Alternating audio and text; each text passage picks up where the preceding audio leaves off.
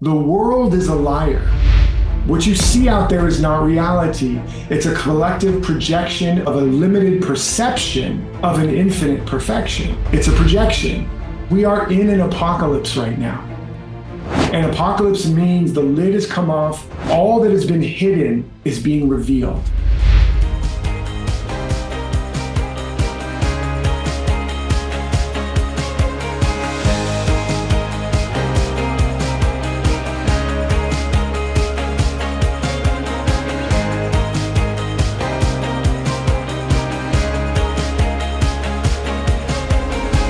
You guys may have heard that we had a new president elected in the United States. And the banner is, Make America Great. And I'm all for making my home country great, although some might argue what that really means and looks like. But as transformational leaders, as a transformational leader, and I consider all of you in your own way, teachers, artists, coaches, healers, transformational leaders, even if you're aspiring, in a world that is getting smaller and smaller because of connectiveness, I believe the most important campaign that we have to be on is not make America great, but make humans great again. Or we could say for us US people, make Americans great again. Make people great again. And so I'm running for a new precedent. That's precedent, which is about setting a new standard for the future. And my campaign slogan is make humans great again. Now, it doesn't make a very good baseball cap. I looked at it. It's like mahaga. Doesn't quite work, but we'll keep working on it. The point is that the secret to making anything great again, your relationship, your business, your family, your country, the economy, the ecology, and the whole world, is that you make humans great again first. Humans, if humans are at their very best, everybody wins. Everything wins. That's the real mission and message of all true change makers, thought leaders, and even the greatest artists. It's about doing their part in helping people become the greatest version of themselves. That's why Shakespeare said the purpose of the play was to hold up a mirror to people, to let them see themselves. As Gandhi said, we must become the change we want to see. Without that as the foundation, everything else is on shaky ground. Would you guys agree? If you're just trying to make the outer world great again, let's make America great again, let's make this country great again, let's make this company, or in most relationships, it's let's make my partner great again, right? If only my partner would get great again. If only my kids would be great again. If somebody else would change. But really, the foundation is us. This is why the OG spiritual or self-help principle was and is know thyself.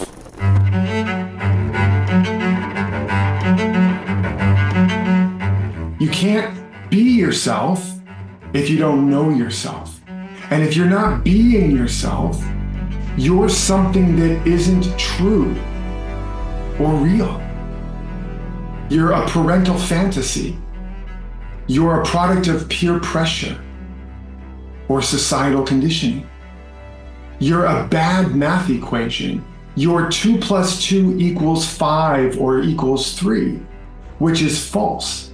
And that is false doesn't exist. If you're not being yourself, you don't exist. The bottom line is if you're not being yourself, you're hurting yourself and or you're hurting others. And that is the foundation of everything. If you're trying to be something you're not, from an evolutionary, spiritual, and natural perspective, you're on your own. You're on your own. Now, I'm not judging you. I'm not telling you to judge yourself. But I want you to understand that nature will never support anything in being something that it is not. It won't and it can't turn an acorn into an apple tree. Jesus himself could come down and pray over that acorn, and it is not going to be turning into an apple tree. Right? No matter how badly you want it, no matter how badly the acorn wants it, it's never going to be able to become anything that it's not. The evolutionary pressures of life are only working to fulfill the pattern that is already in the seed. There's a pattern in every seed, including the seed of you. And all of life, metaphysically and materially, naturally and supernaturally, is conspiring to fulfill the pattern in the seed and nothing else. Now, the good news, it's conspiring to fulfill the pattern in the seed. Everything. The bad news is if you're not being what the pattern of the seed is in you, then the universe will feel like it's conspiring against you. If you're being something that you're not, your experience will be, why is everybody against me? Why does shit keep happening to me? Because you need to turn that shit into fertilizer for the seed in your soul and not somebody else's idea. You are the prodigal son. You're a branch cut off from the tree, and it's withering. It's not connected to the source. You're all alone instead of being all one. You're swimming upstream. And if you're not a salmon, quick little secret, if you're not a salmon, swimming upstream is a bad strategy. Okay? just want to throw that one in there, right? All of our suffering and our lack, including all the reasons we fail to succeed in our work and in our life, relationships, etc., comes down to the degree that we are being something we are not, or resisting being who and what we really are. And the fact is, most of our ideas about ourselves are false or distorted. Most of our ideas about ourselves and even our place in the world, and even our ideas about the world, it's based on a limited, distorted, and often completely false perspective of who and what we really are.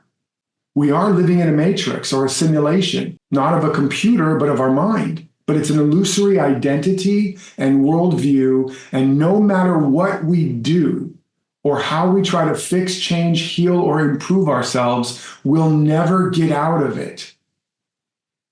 As long as we're coming from a false story, as long as we're coming from a belief that is causing us to not be true to ourselves. All the problems an acorn would experience if it believed it was an apple seed and trying to be an apple tree, no matter how much it tried to fix, change, heal, or improve itself into an apple tree, it would fail. No amount of healing modalities, no amount of prayers, no amount of self-help programs, no amount of courses or coaches could ever help that acorn become an apple tree. No amount of help can help you if you're trying to be something you're not. No amount of help can help you if you're trying to avoid being what you are. I just saved you hundreds of thousands of dollars in therapy and coaches right there. You're welcome. Fire everybody that's not helping you do this first. Quit everything that's not helping you do this first, because it all boils down to the one simple principle. Know thyself. To thine own self be true. Know yourself. Be yourself. Know yourself. Be yourself. Know yourself. Be yourself. Chicka, chicka, chicka, chicka, chicka, chicka, chicka. I think I can. I think I can. I know I can. I know myself. I know myself. I'm being myself. I'm being myself. When you really know yourself, you're a lot less serious too, by the way. If you're overly serious, you don't know yourself because you're a freak. It's a typo in the Bible. It is not the meek that inherits the earth. It's the freak. Because when you know yourself, you're a freak compared to so many others in the world. Jesus was a freak. Buddha was a freak. Mother Teresa, freak. Disney, this old dude making a bunch of cartoons, freak. Edison, just working on light bulbs. Like, what's a light bulb? Nobody knew what a light bulb was. Thousands and thousands of times. Freak. All the freaks inherit the earth. The people that know themselves and that are having the courage to be themselves. But to know ourselves aright, we have to be courageous enough to really look at ourselves, to look at our story, to look at our beliefs and our identity and our map of reality and challenge it. Challenge it. And then understand its deeper meaning. Until we have this expanded awareness of what's really running us, of the stories we've been telling and how they're not true, We don't have free will. This is where all the anti-free will, atheistic, scientistic people are right. We don't have free will, most of us. This is where it's true that the robots will replace us because they've already replaced most people. Most people are already just unconscious programs running robotically. The rise of the machine that's already come and gone. It's like most humans are robots. So for most humans, being replaced by an AI would be actually an improvement in consciousness. So the fact is that until you have expanded awareness, you have you have not free will, but free won't. You're in resistance, you're reacting, you're hiding, you're asleep, and you're playing a part you weren't cast in, and you're in a play that you don't belong in. And again, nothing's gonna work or be sustainable. But the truth is, you have genius in you. That seed of infinite potential and purpose is a seed of genius. It's the seed of mastery. It's the seed of mission and purpose and illimitable power and beauty and goodness. The capacity to love and to heal, it's all in you. You are the light that lighteth up every man and woman that cometh in the world. That means the greatest mind, the greatest heart, the greatest body, the greatest being, the greatest artist, the greatest leader that have ever lived, that life, that mind, that possibility, that potential is in you in a unique and unprecedented way right now. All of you are Buddhas and Jesuses and Mother Teresas and Edisons and you whatever Shakespeare's and in incipiency, but in your own unique, unprecedented way.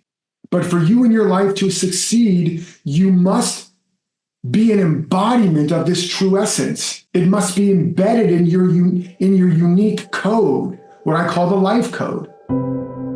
Your whole life must have this code embedded in it. And when your life and your work is infused with this divine program, things work, and they work better. And you become better, and you're on track now, and you're congruent, which is the perfect word. You become congruent, because understand, for the seed to emerge, the conditions the seed is planted in have to become congruent with the pattern in the seed.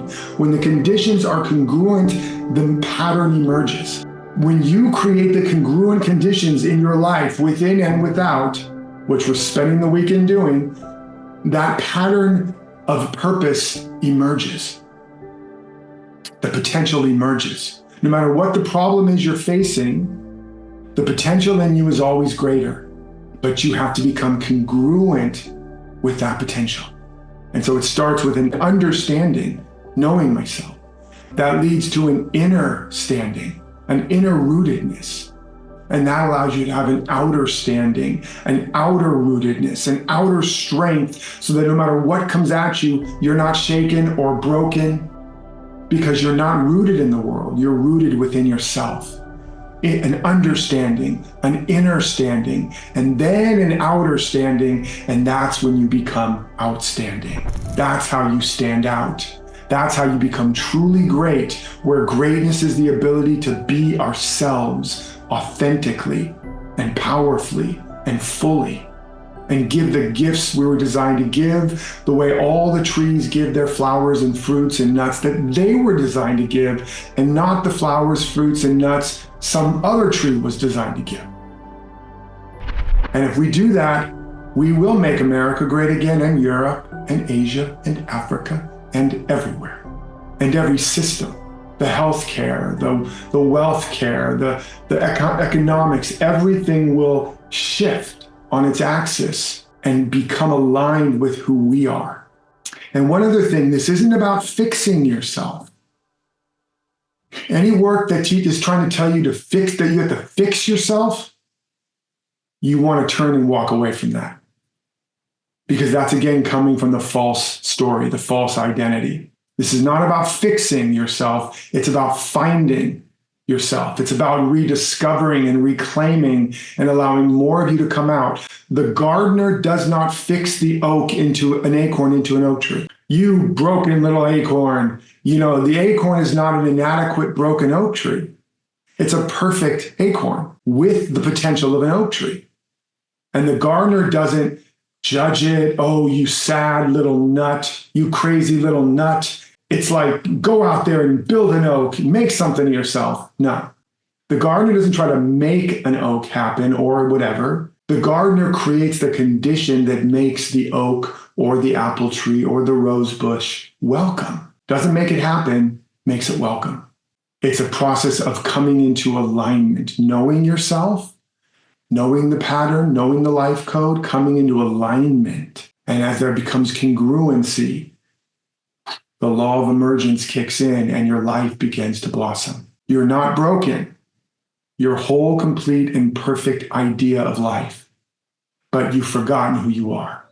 So it's know yourself, be yourself. That's the idea. You're not a problem that needs to be fixed, healed, or solved. You didn't come here to fix, heal, or solve a problem. Life doesn't have problems. Life has qualities, has ideas, has seed patterns that are meant to blossom and bloom. And I want you to, these are not just fun, funny little ideas. I want you to begin to, as I'm saying this, look at the way you've been living your life. Look at how you've been living your life from this false paradigm that something's wrong with you and you got to fix, improve, and heal and change yourself, or that something's wrong with the world and you got to fix, heal, change, and improve it.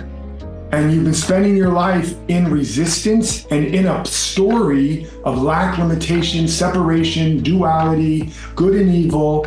And no matter what you do within that story, you're always going to end up with more of that. There'll be no end to your problems. So from a spiritual standpoint, there is no problem. There's just potential. But Acorn doesn't show up and go, well, there's a lack of oaks here. I better be an oak and solve that. Or, well, squirrels are really lacking in food and stuff to bury. So I better, be an oak and give them some acorns. That's not how it works. The forest is a grand idea, part of a larger idea that contains infinite ideas, but it's a big idea.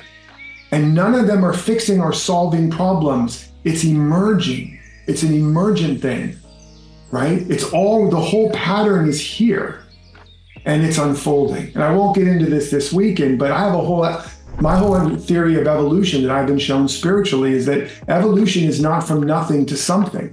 And ever greater complexities and solving problems. And no, evolution is only possible when there's involution first. Something has to first be there, the pattern. And evolution is a process of finding the next best condition for this grand pattern of life. And that's true with you too. And so when you begin to recognize, I'm not on my way to something, I'm not on my way to fixing, changing, or healing myself or the world. I'm already coming from it. I'm coming from a pattern of wholeness. I'm coming from the light. The ray of sun is coming from the sun. The wave is coming from the ocean. I'm coming from. I'm an emanation of. I'm an expression of. I'm a branch of a greater tree. I'm not on my way to health, wealth, success, abundance. I am coming from wholeness, harmony, abundance, on my way to give, shine, share, and be more of it. On my way to flowering, to flourishing. This is not mere semantics. This is what shifted my whole life around from being suicidal and broke and living in a one-room apartment on mac and cheese to within about a year and a half, having a 6-figure then 7-figure business and falling in love and getting married and all the things starting to work in my life because I flipped it. I remembered who I was, what I was made of. I wasn't an empty shell. I wasn't a broken, evil sinner. I was a whole perfect pattern of life and love on my way to an ever greater flourishing and flowering. And now I had to keep knowing myself and keep being true to myself. I already have it all. I just have to come into congruence with what I already am and already have. And then it unfolds. And I want to just say, it matters so much as I've been talking about because the world is crazy. Okay, people, I don't think I need to tell you, and it's going to get a lot crazier. The world is a liar. What you see out there is not reality. It's a collective projection of a limited perception of an infinite perfection. It's a projection of a limited perception, a perception of separation, lack of limitation. And it's going to get a lot crazier because there is a greater light and love and higher frequency that is seeking to emerge on the planet. But love casts out all fear. So as it's emerging, like the body getting rid of a bacteria or a virus, there's fever and there's chills and there's vomiting and it's gnarly. While the body gets rid of all the stuff that doesn't serve it anymore.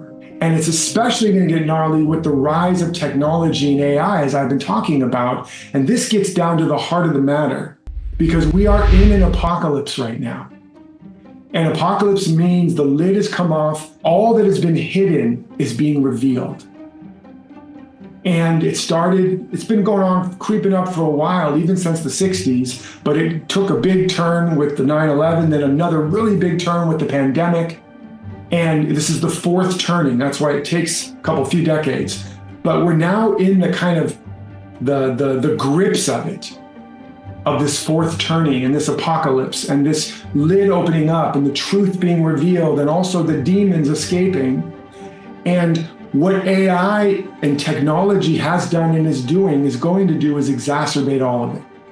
It's going to exacerbate the meaning crisis, the polarity, the loneliness crisis. Now, it also, in the long run, could solve a lot of very important things. I'm not a Luddite, I'm not anti-tech, but in the short run, there could be a new dark ages. And so this is so critical, because if you don't know who and what you really are and what you stand for, and you're not deeply anchored in that purpose, and you have not designed a life that is congruent with that, and you are not living from your power, from your agency, the AI is going to manipulate you and you will not even know it. It's already happening all over online. The rise of depression and suicide and all these things, it's all correlated with the rise of social media. The distraction, the cognitive atrophy, we can see the rise of technology, cognitive abilities going down, polarization going up. We don't have the ability to hold a conversation, to have two ideas in our head. We can't even get home without our damn GPS. We are lost, and we are going to get more lost. I'm telling you what I know. I've seen it. I've seen it before the AI even came on the mainstream. I saw the pandemic before anybody saw it coming and believed it and thought I was crazy. But this time I'm not shutting up, because the meaning crisis is going to be dramatic. The job loss and displacement and disruption is going to be dramatic. In the last industrial revolution, 99% of everybody's way of life was completely eradicated. We're agrarian culture, and now we're not. What are we? We don't know what the hell we are. We don't know what we're becoming. And it took several decades, 60 to 80, I don't remember the exact number. But everybody was farmers and nobody was farmers. I want you to understand the dramatic change. And now what they're saying, the top experts, not just me, but I am a domain expert in this work now. I have a new book coming out next year called A Whole New Human, The 10 Ways We Must Evolve to Survive and Thrive in the AI Age. And so they're saying now, if your kids are going to school, don't study law, don't study medicine, don't study art, don't study media, don't study writing, don't study psychology. Like, it was just like, study how to prompt an AI. That's about it. Like, this is no joke, because already all the systems and the machines and the proof of concept is in the pipeline. There's going to be a flood of content. Doctors, top doctors interviewed, asked, who would you want as a doctor? The doctors that know the technology in the pipeline, would you want AI or would you want a doctor? The majority was like AI. And the movie industry, they now have in their capacity, and will by the end of this year, the ability to make an entire movie without actors, without crew, without anybody. I think they'll still need a writer. And this is where it gets down to your unique creativity, because that's what's going to make you irreplaceable. But the point is, podcasters with a switch of the button can now take their podcast and put it in every language all over the world. And by the end of this year, they'll be able to hit a button and create unlimited synthetic podcast influencers that aren't real people, that you will not know the difference, and then populate them in every country and then have them all write books with like a flick of a button, folks.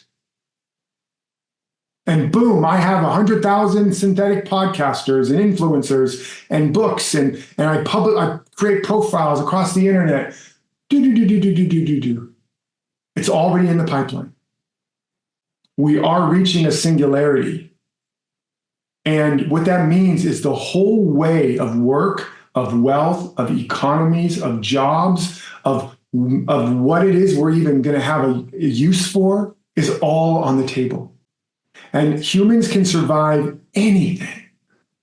Holocaust, pandemics, wars, famines, except one thing: the loss of meaning and purpose.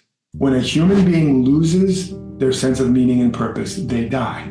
As Viktor Frankl showed in the Holocaust, in his book, Man's Search for Meaning. They die. They don't just have a bad day.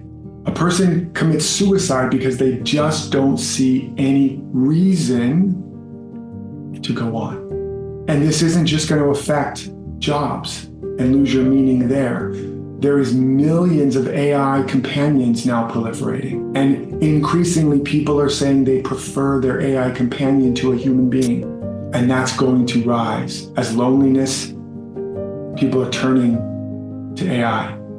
And it's going to be embodied in robots. Robots that cost you about 50 cents an hour. So there's all the manual labor gone. All the intellectual labor gone, and now companionship gone, potentially. Again, this isn't just me saying it.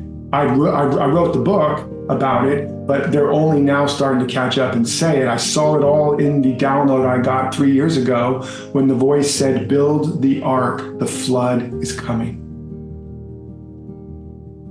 I was like, what? Who said that?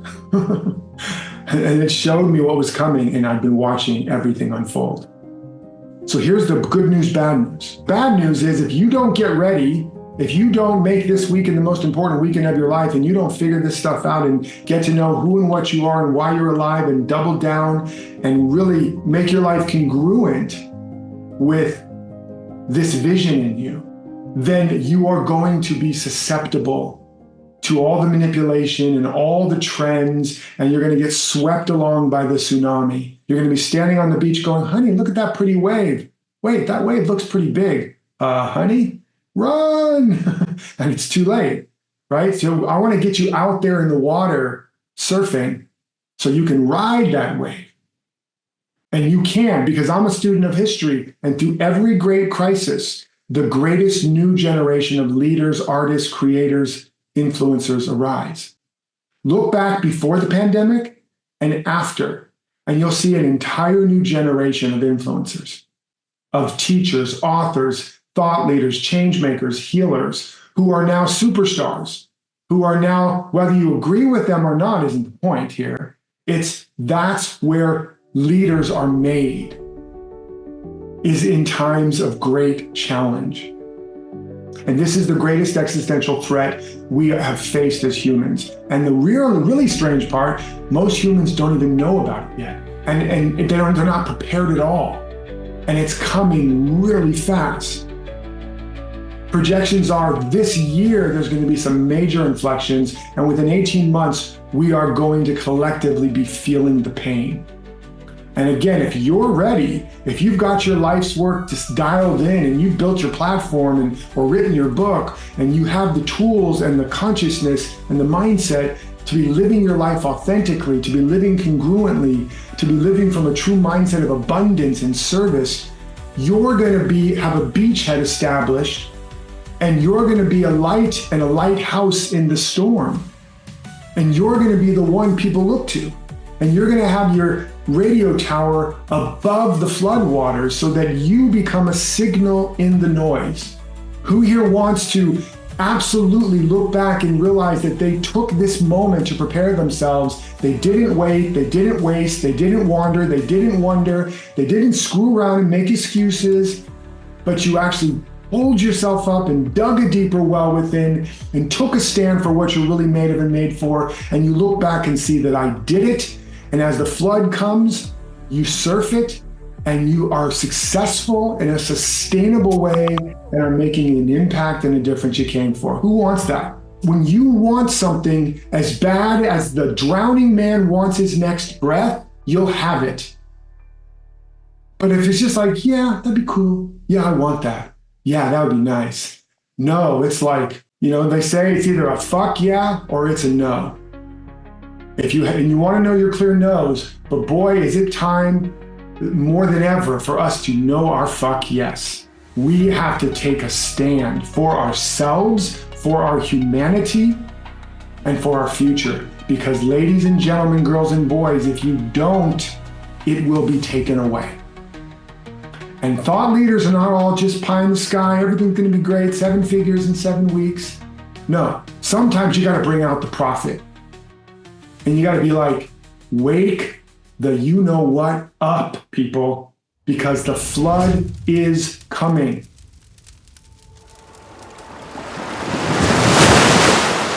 As it says in Proverbs, where there is no vision, the people perish.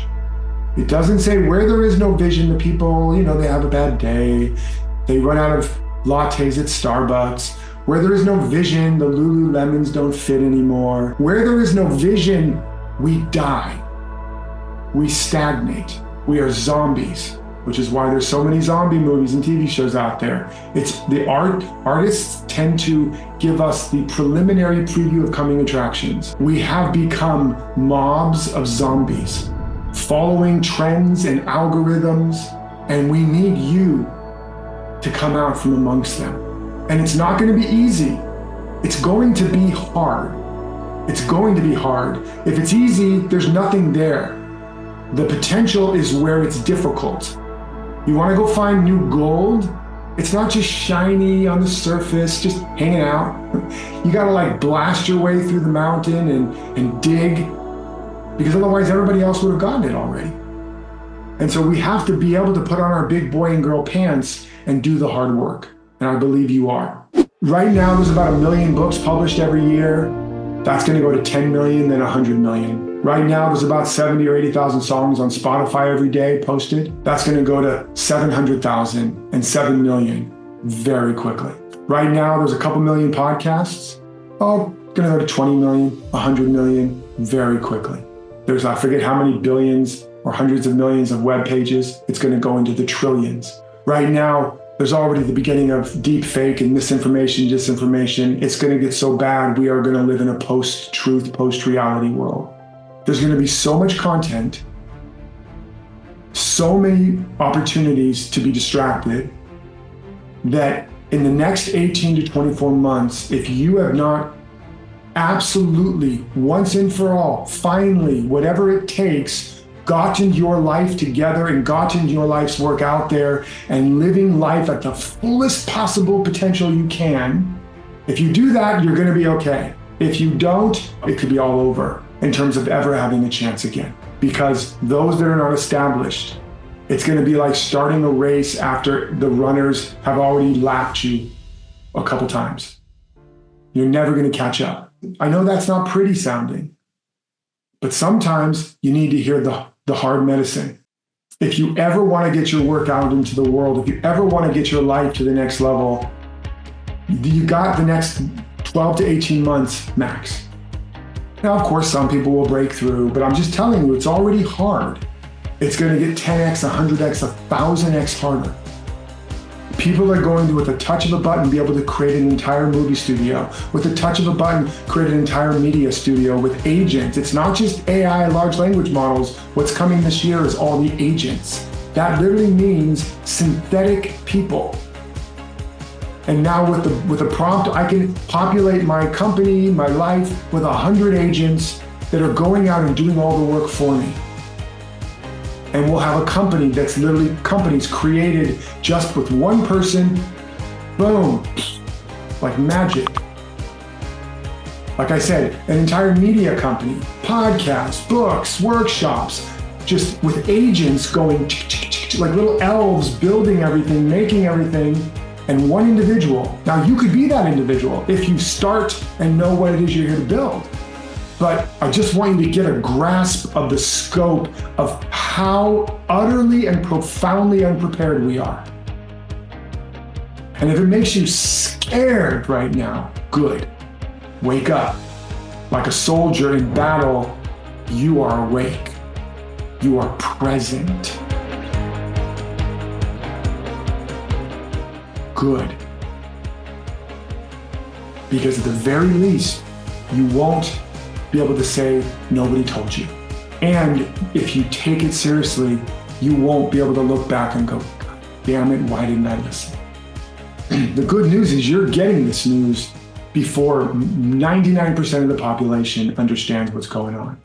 If you're willing, you've got a massive head start to position yourself as the new generation of teachers, authors, change makers, healers, thought leaders, artists, influencers, to help and to heal and to uplift humanity, and to build a foundation of long-term success that the world can't take away, that AIs cannot replace. You've got that now in your hands. You've got the baton. And if this gets you thinking and going and preparing, then I've done my job. Again, that's the work of a prophet. The prophet doesn't just say, life is good and God is all there is. The prophet is like shaking. Just imagine I have long, scraggly hair and a long beard and loincloth and, covered in soot. Maybe I should have worn the prophet outfit. Next time I'm going to wear a prophet outfit when I give that talk.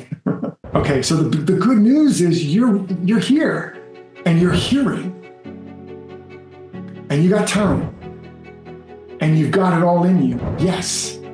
The good news is people are going to need your help. You're going to have more opportunity than ever if you're prepared. Yay. The good news is we have a group such as this who have arrived for such a time as this, who are hearing the call, not letting it go to voicemail, where the universe gets mailbox full, but you're answering the call. Yes. And you got to just keep answering.